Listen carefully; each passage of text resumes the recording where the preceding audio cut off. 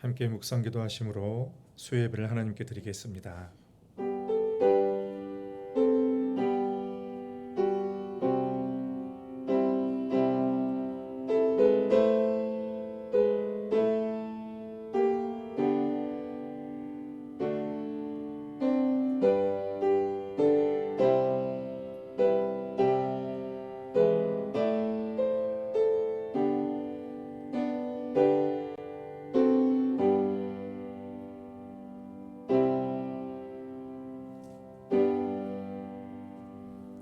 우리 인생의 선한 목자가 되신 아버지 하나님, 우리가 길을 알지 못할 때에도 주님께서는 언제나 우리와 함께 계셔서 우리의 길을 지도하시고 인도하시고, 또 오늘 이 시간도 수요 예배 가운데로 우리를 불러주셔서 하나님을 찬양하며 예배하게 하시니 그 귀하신 은혜에 감사를 드립니다. 하나님 아버지, 우리가 어떤 마음으로 왔던 간에 이 시간 우리의 모든 생각과 마음을 다 내려놓게 하여 주시옵시고, 하나님께 집중하는 가운데에 위로부터 부어주시는 그 은혜와 능력과 그 비전을 새롭게 하는 복된 시간이 되게 하여 주시옵시고, 주님 홀로 영광받아 주옵소서.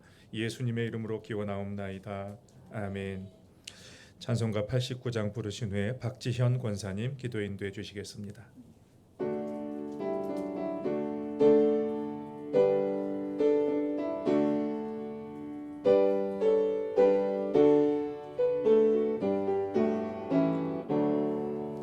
샤론의 꽃 예수 나의 마음에 거룩하고 아름답게 비소서. 내 생명이 참 사랑의 향기로 간데마다 풍겨나게 하소서. 예수 샤론의 꽃 나의 맘의 사랑으로 비소서. 샤론의 꽃 예수 이 세상에서 어느 꽃과 비교할 수 있으랴. 나의 삶의 한결같은 사랑으로 가득하게 하소서. 예수 샤론의 꽃 나의 맘의 사랑으로 비소서. 샤론의 꽃 예수 모든 질병을 한이 없는 능력으로 고치사 고통하며 근심하는 자에게 크신 힘과 소망 내려주소서. 예수 샤론의 꽃 나의 맘의 사랑으로 비소서. 샤론의 꽃 예수 길이 비소서. 주의 영광이 땅 위에 가득해 전함함이 주님 앞에 엎드려 경배하며 영광 돌릴 때까지. 예수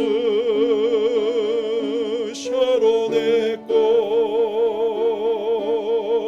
나의 맘.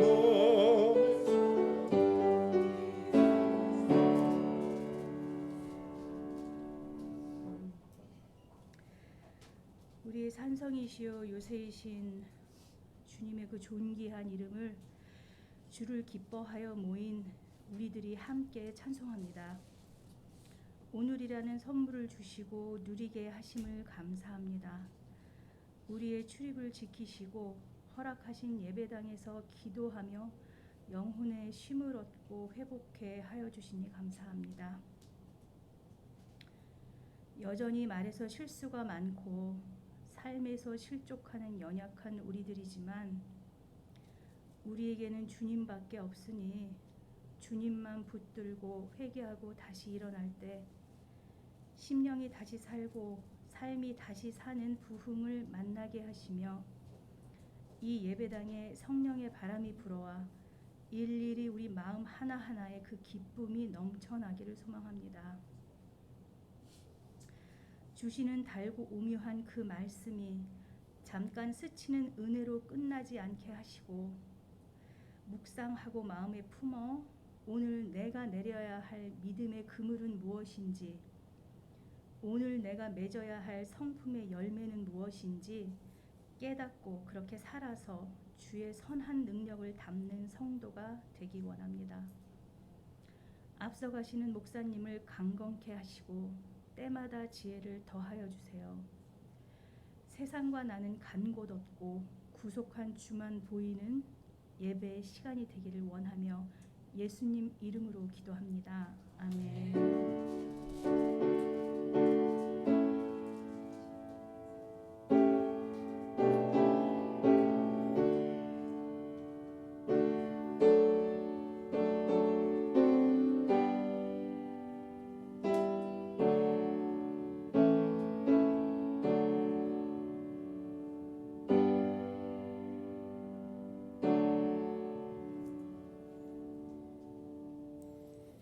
함께 보실 말씀은 에베소서 5장 25절로 30절까지의 말씀입니다. 제가 가진 성경 신약 315면입니다.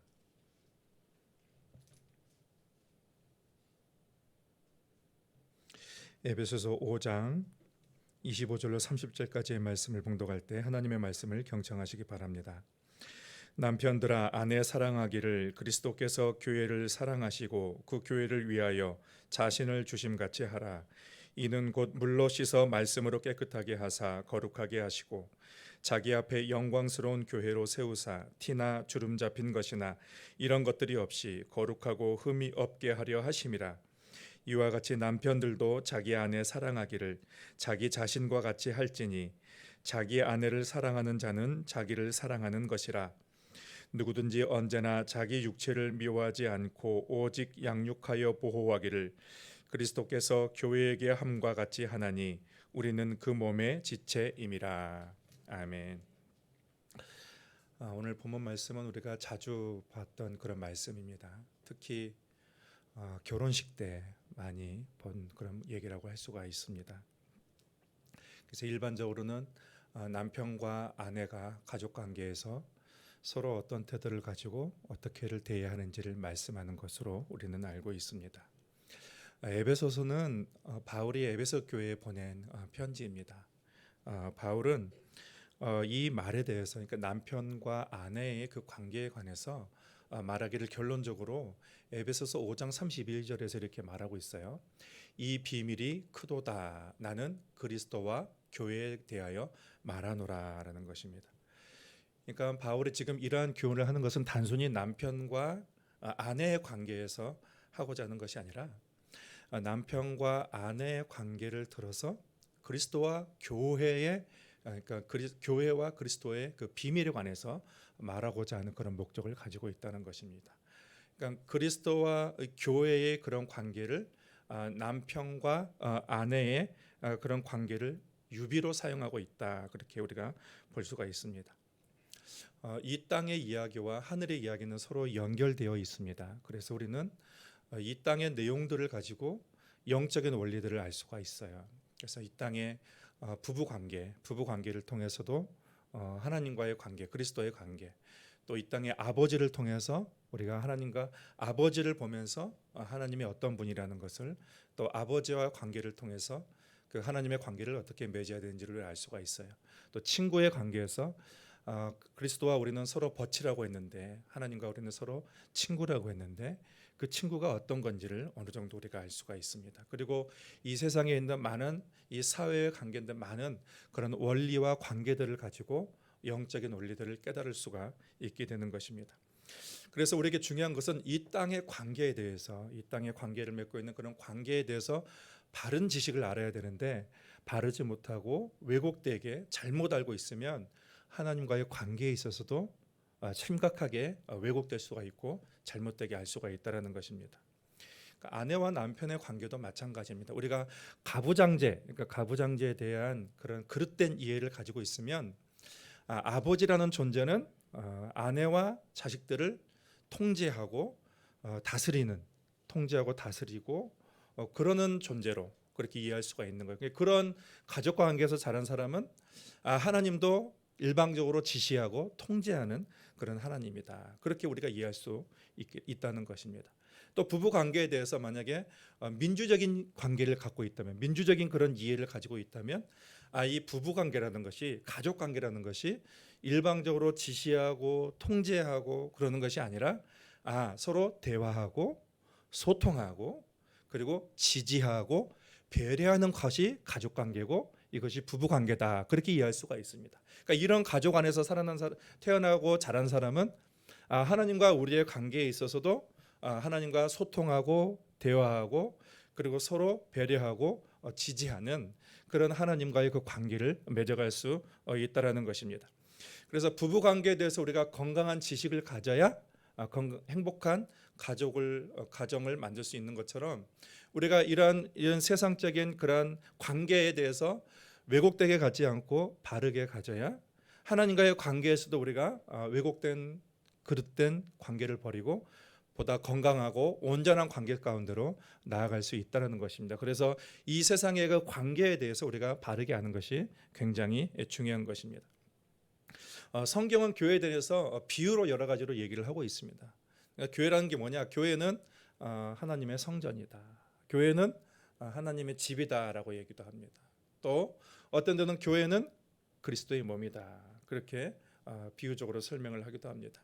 근데 오늘 본문 말씀에서는 교회는 그리스도의 신부다. 그렇게 말씀을 하고 있어요. 그래서 교회는 그리스도의 신부입니다. 그래서 이 시간에는 그리스도의 신부라는 말이 어떤 의미가 있는지 성경적인 근거를 우리가 찾아보고, 그럼 우리는 어떤 삶을 추구해야 되는지에 대해서 함께 말씀을 나눠보려고 합니다. 여러분, 성경 전체가 66권입니다. 창세기부터 요한계시록까지 66권입니다. 근데 성경의 창세기 2장을 보면 성경을 뭐로 시작하고 있냐면 결혼 이야기로 시작을 하고 있어요. 창세기 2장 24절에 보면 이러므로 남자가 부모를 떠나 그의 아내와 합하여 둘이 한 몸을 이룰지로다 이렇게 기록을 하고 있습니다. 그러니까 창세기 2장에 보면은 남자와 여자가 둘이 한 몸을 이루어서 결혼하는 이야기로 성경을 시작을 하고 있습니다. 그러면 우리가 성경의 마지막에 요한계시록은 무엇으로 끝나는가? 요한계시록도 결혼 이야기로 끝납니다. 요한계시록 19장 7절에 보면 우리 같이 한번 읽어볼까요? 우리가 즐거워하고 크게 기뻐하며 그에게 영광을 돌리세. 어린 양의 혼인 기약이 이르렀고 그의 아내가 자신을 준비하였으므로. 우리 9절 한번 또 읽겠습니다. 9절입니다. 천사가 내게 말하기를 기록하라. 어린 양의 혼인잔치에 청함을 받은 자들이 복이 있도다. 아멘. 성경이 뭐로 시작해요? 결혼으로 시작을 하고 있습니다. 뭐로 마무리하고 있어요? 결혼으로 마무리하고 있습니다. 예수님께서 이 땅에서 공생애를 시작하시면서 요한복음에 보면 요한복음에서 제일 먼저 하신 기적이 뭐냐면 어디서 했냐면 혼인잔치에서 했습니다. 결혼잔치에서 예수님께서 기적을 행하셨습니다. 그러니까 혼인잔치에서 포도주가 떨어졌을 때 예수님께서 물로 포도주로 만드는 그런 기적을 행하셨습니다. 그렇다게 하면 이게 성경 시작도 결혼이요, 또 마지막도 결혼이요. 그리고 예수님의 처음 기적을 시작하는 것도 결혼식에서 했던 보면 결혼에 대한 굉장한 중요한 의미가 있다라는 것을 우리가 발견할 수가 있습니다. 그래서 창세기의 결혼 이야기하고 계시록의 결혼 이야기가 서로 짝을 이루고 있어요. 그래서 창세기에는 하와가 나오죠. 그리고 계시록에는 신부가 나옵니다. 그리고 창세기에는 뱀이 나오죠. 근데 요한계시록은 옛뱀 곧 용이 등장을 합니다. 그리고 창세기에는 에덴 동산이 나옵니다. 근데 요한계시록에는 새 하늘과 새 땅이 나오게 됩니다. 이렇게 성경은 이게 66권이고 이게 다 기록된 연도가 다르고 또 기록한 사람도 다른데 이게 짝을 이루고 있어요. 짝을 이루고 있습니다. 그러면 하나님 성경에는 왜 이 처음과 마지막에 결혼 이야기를 기록되어 있을까라는 그런 질문이 생깁니다. 우리가 요한복음 19장에 보면 예수님께서 십자가에 달려 돌아가실 때에 마지막으로 하신 말씀이 다 이루었다라는 그런 말씀이에요. 뭘 이루었다는 말씀일까요? 속죄를 다 이루었다는 것입니다. 예수님께서 십자가에 달려 돌아가시면서 우리 죄를 구속하신 거죠. 우리의 죄의 문제를 다 해결하신 것입니다. 우리가 도저히 해결할 수 없는 그러한 원죄의 문제를 예수님께서 십자가에 달려 돌아가시면서 다 해결을 하셨습니다. 예수님께서 왜 사람의 모습으로 오셔서 십자가에 달려 돌아가셨는가? 우리가 해결할 수 없는 그러한 죄의 문제를 해결하시기 위해서 십자가에 달려 돌아가신 것입니다. 구약 시대에는 동물로 희생 제사를 드렸습니다.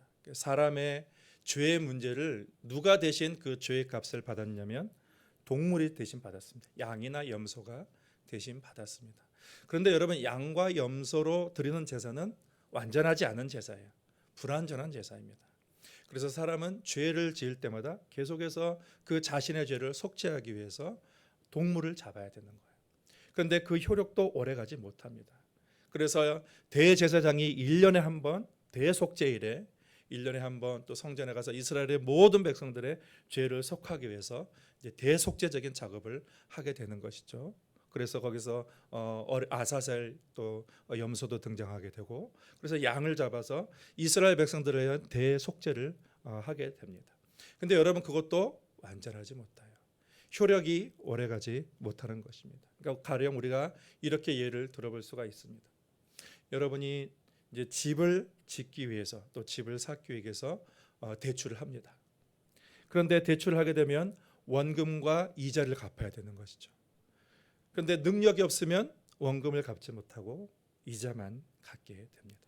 능력이 없으면 계속 10년, 20년 원금을 갚지 못하고 이자만 갚게 되는 것입니다.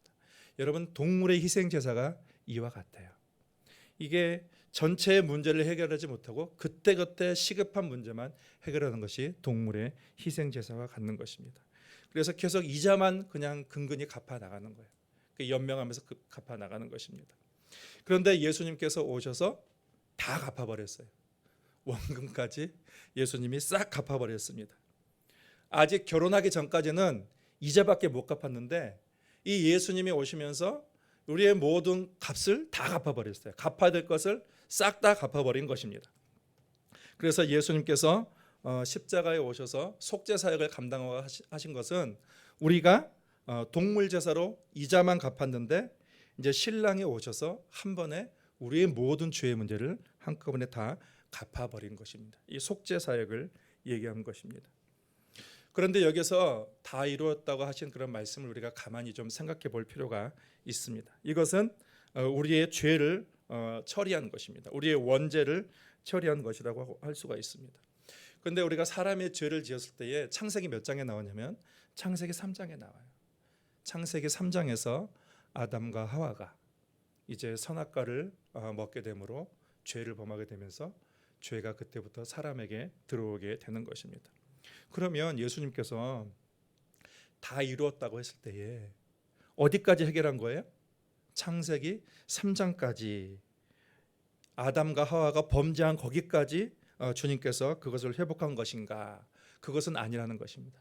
주님의 회복은 그 3장을 거슬러 올라가서 1장까지 다 회복한 것이라고 할 수가 있습니다. 창세기 1장 27절과 28절 우리 같이 한번 읽겠습니다. 하나님이 자기 형상 곧 하나님의 형상대로 사람을 창조하시되 남자와 여자를 창조하시고 하나님이 그들에게 복을 주시며 하나님이 그들에게 이르시되 생육하고 번성하여 땅에 충만하라 땅을 정복하라 바다의 물고기와 하늘의 새와 땅에 움직이는 모든 생물을 다스리라 하시니라. 아멘. 하나님이 사람을 처음 만드실 때에 하나님의 형상으로 창조하시고 그들에게 복을 주셨습니다. 생육하고 번성하고 땅에 충만하라 그리고 이 세상의 모든 것을 다스리라 그렇게 하나님께서 복을 주셨습니다. 이것이 하나님께서 인간에게 주신 복입니다. 그런데 여러분, 이것이 어떻게 되었습니까? 인간이 죄를 범함으로 말미암아 이런 일들을 이루지 못하게 된 것이죠. 하나님의 복을 잃어버린 것입니다. 그리고 그 복을 누리지 못한 것입니다. 그런데 예수님께서 오셔서 십자가에서 우리의 죄의 값을 다 갚아버리셨어요. 예수님께서 다 갚으셨습니다. 예수님께서 우리의 죄의 빚을 다 갚으신 이유가 뭘까요? 둘이 하나가 되게 하기 위해서인 거예요. 하나님과 갈라진 인간 사이에 갈라진 둘이 하나가 되고 또 이 땅의 모든 갈라진 것들이 하나가 돼서 서로 연합하며 복을 누리게 하기 위함인 것입니다. 그래서 예수님께서 이 죄의 문제를 처리하신 이유는 1장을 다시 회복한 것입니다. 창세기 1장까지 회복한 것이에요. 예수님께서 십자가에서 운명하시기 전에 다 이루었다라고 하신 말씀의 의미는 창세기 1장, 그러니까 창세기 3장만 회복한 것이 아니라 창세기 1장까지 예수님께서 하나님께서 인간에게 주신 그 목적까지도, 인간의 목적까지도 다 회복한 것이다라는 그런 의미입니다. 여러분, 우리가 신앙생활을 하면서 이것을 알고 하는 것과 모르고 하는 것 차이는 엄청난 차이가 있습니다. 많은 사람들이 신앙생활에 대해서 예수 믿고 천국 가는 것이다, 그렇게 거기까지밖에 생각을 안 해요. 그래서 예수 믿고 천국 가면 그걸로 끝이다, 거기에 만족하고 그렇게 끝나버리는 경우가 많이 있다는 것입니다. 그런데 우리는 어디까지 나가야 돼요? 창세기 3장을 거슬러 올라가서 창세기 1장까지 나아가는 거예요. 하나님의 창조의 목적까지 회복하는 것입니다. 그것이 예수님께서 십자가에서 말씀하신 다 이루었다라는 그런 말씀이에요. 그리스도의 십자가가 회복한 것은 창세기 3장에서 아담과 하와가 죄를 범함으로 인하여서 그렇게 인간에게 온 그런 문제만을 해결한 것이 아니라 이제 3장을 더 거슬러 올라가서 1장에서 이것을 원복이라고 합니다. 원복. 그 원복까지 그리스도의 십자가가 회복한 것이라고 할 수가 있습니다. 그러면 신앙생활이라는 것은 뭐예요? 신앙생활이라는 것은 단순히 그냥 천국 가는 것이 아니라 그 원복을 회복하는 거예요. 그 권리를 회복해 나가는 거예요. 그것을 회복하고 그것을 이 땅 가운데 펼쳐 나가는 것이 신앙생활이라는 것입니다. 이것이 우리를 향한 하나님의 계획이에요. 예수 그리스도께서 이루신 그러한 계획이라는 것입니다. 그래서 예수께서 십자가에 달려 돌아가신 것은 구속을 넘어서 창조의 목적을 회복하는 것입니다. 창조의 목적입니다. 그래서 하나님은 남자와 여자를 통해서 하시고자 하시는 것은 생육하라, 번성하라, 땅에 충만하라, 이 땅을 정복하고 이 땅을 다스리라라는 거예요. 그런데 하나님께서는 이것을 하나님이 혼자 하는 것이 아니라 아담을 통해서 아담과 함께 그 다스리고자 하는 것이 그러한 뜻이 있다는 것입니다. 그래서 사람은 하나님의 형상대로 창조되었기 때문에 이 하나님의 그 다스림의 DNA가 우리 인간 안에 있다는 것입니다. 그래서 인간은 뭔가 다스려야 돼요. 다스리려고 하고 통치하려고 하는 그러한 마음이 있습니다. 왜냐하면 하나님의 DNA가, 하나님의 형상이 인간 안에 심어져 있기 때문입니다. 그런데 여러분, 인간이 성공했습니까? 실패했습니까? 인간이 실패했어요. 인간이 다스려야 되는데 이 다스림의 문제를 인간이 실패하게 되었다는 것입니다. 사단의 유혹에 넘어간 것이고 죄를 지어서 인간이 실패를 하게 되는 것입니다. 그래서 그 이후에 나타나는 문제는 뭐냐면 인간은 인생의 목적을 모르는 거예요. 그리고 이 땅에서 사람들과의 관계 속에서 자꾸 왜곡된 그런 다스림이 인간 가운데 나타나는 거예요. 인생의 목적도 모르고 방황하게 되고 많은 사람들 사이에서 수많은 갈등과 문제들을 일으키게 된다는 것입니다. 그래서 예수님께서 오셔서 이 모든 죄의 문제를 다 깨트려 버린 일을 하신 것입니다. 이것이 예수님의 사역입니다. 여러분, 하나님의 목적은 다스림이에요. 그런데 하나님은 그 다스림을 인간과 함께 하기를 원하십니다. 그런데 하나님은 인간을 만드실 때에 로봇으로 만들지 않았어요. 자유의지를 가지고 자유의지로 자발적으로 모든 일을 하도록 하나님께서 그렇게 만드셨습니다. 그래서 우리는 하나님께서 우리 인간이 그렇게 기꺼이 자발적으로 하나님께 뜻에 순종하여서 하나님의 그 사역을, 그 계획을 이루어 나가길 원하신다는 것입니다. 그런데 죄 때문에 그것이 방해가 된 것입니다. 근데 방해가 되었지만 완전히 실패로 끝난 것은 아니에요. 하나님은 인간 안에 완전히 프로그램을 다 이렇게 심어 놓아서 그 프로그램대로 인간이 그렇게 움직이도록 이렇게 기계처럼 인간을 만들지 않았습니다. 우리 인간이 자발적으로 하나님의 뜻을 기뻐하고 그렇게 자원하여서 하나님과 함께 나아가기를 하나님께서 원하시는 것입니다. 그런데 인간이 죄 때문에 순종하지 못함으로 그것이 지체가 된 것이죠. 지연이 된 것뿐입니다. 하나님의 계획이 완전히 실패로 돌아가는 것은 아닙니다. 완전히 망가진 것은 아니에요. 인간의 불순종 때문에 지연되고 지체됐지만 하나님의 계획은 완전합니다. 반드시 하나님의 뜻은 이루어지고야 만다는 것입니다. 그래서 하나님의 계획은 실패하지 않습니다. 여러분, 하나님의 목적을 우리가 다시 한번 생각해 봐야 돼요. 하나님의 목적은 단순히 우리가 그냥 죄 용서 받고 하나님의 자녀가 되고 그것이 목적이 아니에요. 더 거슬러 올라가는 거예요. 하나님의 목적은 그 이상인 것입니다. 우리는 늘 생각해야 돼요. 창세기 3장의 죄의 문제만 해결한 것이 아니라 인간의 창조 목적까지 하나님께서 해결하셨다. 그것을 우리가 늘 생각해야 되는 것입니다. 그러면 이러한 하나님의 계획이 그리스도의 신부와 어떻게 연결되는지 한번 보도록 하겠습니다. 창세기 1장에 보면 하나님께서 사람을 만드셨다는 그런 기록이 되어 있습니다. 그러니까 하나님께서 사람을 만드시고 그리고 사람에게 생기를 불어넣으시니 사람이 생명이 되었다라고 말씀하셨습니다. 근데 하나님께서 아담 혼자를 그렇게 혼자만 봤을 때에 하나님께서 보기에 좋아 보이지 않으셨어요. 그래서 하나님께서 돕는 배필을 주셨습니다. 그것이 이제 하와입니다. 이 돕는 배필이 뭔가? 그러니까 아담 혼자 하나님의 일을 해나가는 것이 아니라 아담과 하와가 함께 협력하여서 일을 하도록 돕는 배필을 만들어 놓으셨다는 것입니다. 근데 이 돕는 배필이라는 것은 그 성경에 보면 에제르라 나오고 있어요. 에제르. 그러니까 하나님은 우리의 도움이시다라는 그런 말입니다. 이것은 하나님은 우리의 도움이라는 것은 반드시 필요한 존재라. 없어서는 안 되는 존재라는 것입니다. 그러니까 아담이 하나님께서 아담에게 주신 그러한 사역을 해 나감에 있어서 반드시 하와가 필요한데 하와는 없어서는 안 될 존재라는 것입니다. 그러니까 우리가 가정을 혼자서 꾸려나가는 것은 굉장히 힘이 듭니다. 그러니까 혼자라서 해결할 수 없는 일들이 참 많이 있습니다. 그러니까 부부가 함께 또 가족들이 함께 연합해서 할 때에 더 많은 일들을 또 수월하게 해나갈 수가 있습니다. 그러니까 하나님의 목적은 하나님의 선하신 뜻대로 이 땅을 통치하고 다스려 나가는 것인데, 근데 하나님께서 주신 전략이 있어요. 이 세상을 통치하고 다스려 나갈 때에 하나님 주신 전략은 혼자 하지 않는 것입니다. 돕는 자를 주시는 거예요. 그래서 우리는 함께 나아가는 존재라는 것입니다. 그런데 여러분, 그 돕는 배필이 잘 도왔습니까? 잘 돕지 못했습니다. 사고를 쳤습니다. 그래서 함께 아담과 함께 사고를 치고 죄를 짓는 일에 끌어들였습니다.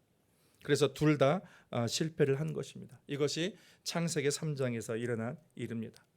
그러한 문제 때문에 인간에게 비극이 시작이 되었습니다. 그런데 반전이 일어나게 되죠. 예수께서 십자가에서 그 죄의 문제를 다 해결하신 것입니다. 그래서 반전이 일어난 것입니다. 그러니까 아담은 돕는 배필 때문에 실패를 했습니다. 그래서 두 번째는 하와를 만들지 말아야 또 실패를 반복하지 않을 것입니다. 그렇지만 하나님의 영원한 목적은 방해가 되었지만 완전히 실패된 것은 아닙니다. 하나님의 전략은 지연되기도 했지만 완전한 전략입니다. 그래서 예수님을 로마서 표현대로 보면 둘째 아담이라고 했습니다. 첫째 아담에게 주셨던 그런 첫째 아담의 계획은 실패했지만 첫째 아담은 실패했습니다. 그렇지만 둘째 아담이신 예수 그리스도는 완성하시는 분이죠. 모든 것을 회복하시고 완성하신 분이십니다. 그런데 이 둘째 아담이신 그 예수님께서 이 땅을 회복해 나가시는데 첫째 아담에게 돕는 배필을 주셨듯이 하나님께서 이 예수님에게 돕는 배필을 주신 것입니다. 그 돕는 배필이 누구예요? 그 예수님에게 돕는 배필이 교회라는 것입니다. 그래서 교회를 우리는 뭐라고 부릅니까? 그리스도의 신부라고 부르게 되는 것입니다. 32절에 보면 바울이 이 비밀이 크도다라고 했어요. 교회는 누구인가? 교회는 그리스도를 돕는 배필이다. 그리스도의 신부다. 그래서 아내와 남편 아담과 하와의 그 비유를 들어서 교회와 그리스도와의 그런 관계를 설명하고 있는 것입니다. 그래서 두 번째 아담이신 예수 그리스도의 돕는 배필, 그것은 교회가 되는 것입니다. 첫 번째 하와는 아담의 갈비뼈로 갈비뼈에서 나왔습니다. 외과 수술을 한 것입니다. 하나님께서 외과 수술을 한 것이에요. 살을 찢고 피를 흘려서 하와를 만드셨고 돕는 배필로 하셨습니다. 예수님의 그 신부를 예수님의 신부인 그 교회를 만드시기 위해서 예수께서 십자가에 달려 돌아가셨죠. 십자가에 달려 돌아가시고 피와 물을 다 쏟으셨습니다. 그래서 피를 흘리심으로 우리를 속죄하시고, 그리고 물은 생명이라고 합니다. 그래서 이 물을 통해서 다 쏟으심으로 우리에게 생명을 주신 것입니다. 예수님께서 큰 값을 치르신 것입니다. 그래서 이제 이 생명을 받아서, 그리스도의 생명을 받아서 탄생한 것이 교회입니다. 그래서 이 교회는 두 번째 아담이신 예수님의 돕는 배필이 되는 것입니다. 자, 그래서 교회가 태어났습니다. 그리스도의 신부가 태어났습니다. 그런데 이 신부가 아직 아기입니다. 이 신부인 교회가 불안정합니다. 여러분, 두 번째 돕는 배필의 역할이 무엇입니까? 둘째 아담과 함께 하나님의 뜻을 이루어가는 것입니다. 하나님의 계획을 성취하는 것입니다. 생육하고 번성하여 땅에 충만하고 땅을 다스리는 것이 이 교회의 사명이에요. 교회의 존재 목적입니다. 그래서 교회의 존재 목적이라는 것은 우리가 생각한 것 이상으로 아주 원대하고 위대하다고 할 수가 있습니다. 이것이 교회의 정체성 가운데 하나예요. 교회의 사명은 신랑이신 예수 그리스도와 함께 이 세상을 다스리는 것입니다. 그런데 신부가 아직 어려요. 신부가 부족함이 많습니다. 성장해야지만 아름다운 신부가 되어서 그리스도와 함께 그 사명을 감당할 수가 있습니다. 그래서 교회가 성장해야 돼요. 교회가 자라야 되는데, 그래서 신랑이신 예수님과 함께 통치를 하려면 권세를 가지고 다스려야 되는데, 교회가 할 일은 뭐냐면 예수 그리스도와 연합을 해야 되는 것입니다. 가정이 연합이 안 되면 아무 일도 할 수가 없습니다. 처럼 교회가 그리스도 예수와 함께 그 사명을 감당하려면 그리스도와 함께 완전한 연합을 이루어야 그 사명을 감당하는 것입니다. 결혼을 하면 그리스도의 권세가 신부의 권세가 되는 것입니다. 그래서 우리는 그리스도의 신부라고 할 때에 주님과의 어떤 순결함과 어떤 친밀한 것을 얘기하는 것이 아니라 그것을 뛰어넘어서 신부와 함께, 신랑과 함께 통치한다라고 하는 것을 우리가 기억해야 될 필요가 있습니다. 그래서 그리스도의 신부가 돼서 그리스도와 연합을 해야 되는 거예요. 그러니까 한 몸이 되어야 그 사명을 감당할 수 있는 것입니다. 그러므로 우리가 교회가 추구해야 될 것은 그리스도와의 연합이에요. 우리가 그리스도의 연합을 늘 갈망해야 되는 것입니다. 그리스도와 하나 되고 그리스도와 온전히 연합하는 것을 갈망해야 되는 것입니다. 그것이 저와 여러분이 추구해야 될 그런 삶인 것입니다. 그러면 우리가 어떻게 그리스도와 연합할 수 있을까요? 어떻게 그리스도와 하나가 될 수 있을까요? 그거에 대해서 오늘이 말씀하고 있습니다. 우리 24절을 같이 읽겠습니다. 그러므로 교회가 그리스도에게 하듯 아내들도 범사에 자기 남편에게 복종할지니라. 뭐예요? 복종입니다. 교회가 그리스도와 연합하기 위해서는 철저한 복종이 필요한 것입니다. 우리 25절 그 다음에 읽어보겠습니다. 남편들아 아내 사랑하기를 그리스도께서 교회를 사랑하시고 그 교회를 위하여 자신을 주심같이 하라. 아멘. 그리스도께서 교회를 사랑하셨습니다. 그 사랑의 증거가 뭐냐면 그리스도께서 교회를 위하여 자신의 몸을 주신 것입니다. 그러면 이 사랑에 대해서 우리가 반응을 해야 되는 거잖아요. 자신의 모든 것을 다 쏟아주신 그리스도의 사랑에 대해서 교회가 반응해야 될 것은 뭡니까? 철저한 복종입니다. 그럴 때에 그리스도와 교회가 연합할 수가 있고 하나가 될 수 있게 되는 것입니다. 그래서 그리스도는 생명을 다해서 우리를 사랑하고 우리는 그리스도에게 철저하게 복종을 통하여서 연합이 일어나게 되는 것이죠. 그 연합이 일어날 때에 비로소 이 땅에 참된 통치가 일어나게 되는 거예요. 참된 통치가 일어날 수 있게 되는 것입니다.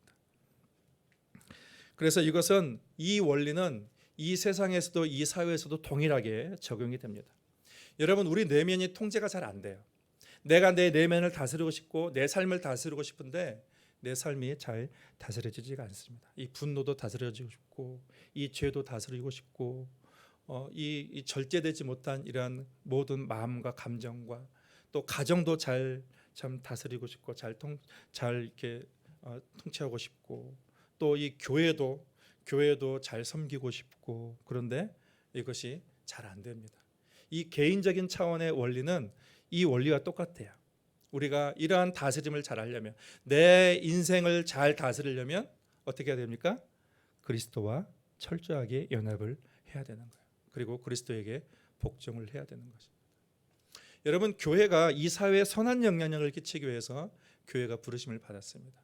근데 이 교회가 이 세상에 선한 영향력을 끼치지 못하고 이 세상을 잘 다스리지 못하는 것, 그 원인이 어디에 있습니까? 그 원인은 그리스도와의 온전한 연합을 이루지 않기 때문입니다.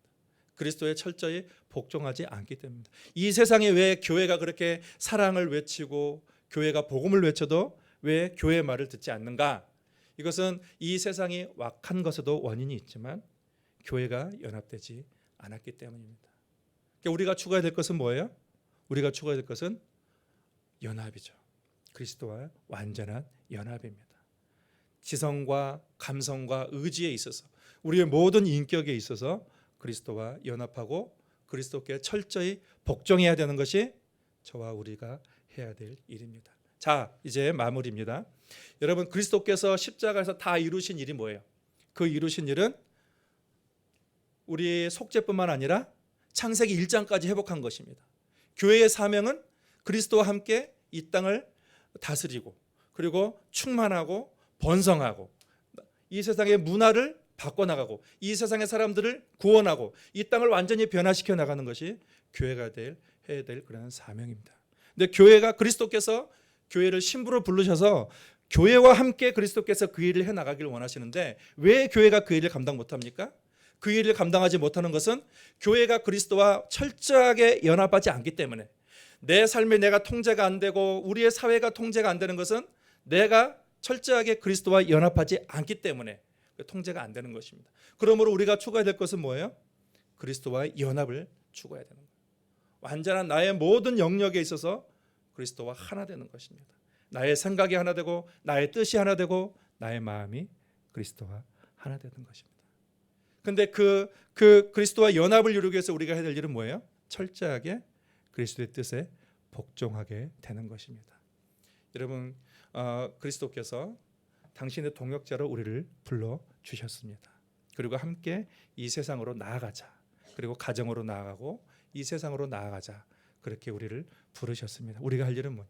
그리스도와 연합하고 그리스도께 철저히 복종하여서 여러분의 삶 가운데에 참된 다스림, 하나님의 창조의 목적을 이루는 그리고 우리 모두의 삶이 될 수 있기를 바랍니다.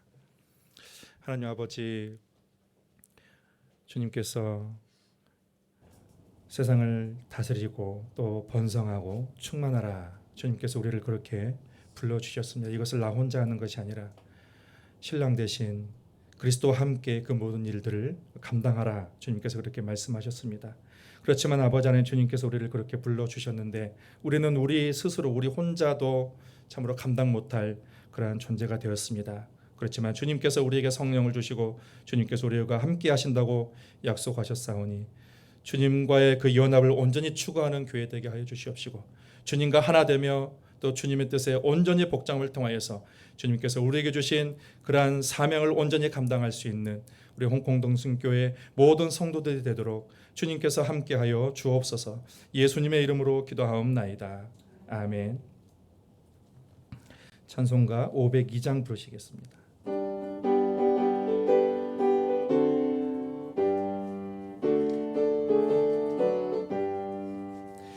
빛의 사자들이여 어서 가서 어둠을 물리치고 주 주의 진리 모르는 백성에게 복음의 빛 비춰라. 빛의 사자들이여 복음의 빛 비춰라. 죄로운 밤 밝게 비춰라. 빛의 사자들이여 선한 사역 위하여 힘을 내라. 주 함께 하시겠네. 주의 크신 사랑을 전파하며 복음의 빛 비춰라. 빛의 사자들이여 복음의 빛 비춰라. 죄로운 밤 밝게 비춰라. 빛의 사자들이여 주님 부탁하신 말 순종하여 이 진리 전파하라. 산을 넘고 물 건너 힘을 다해 복음의 빛 비춰라. 빛의 사자들이여 복음의 빛 비춰라.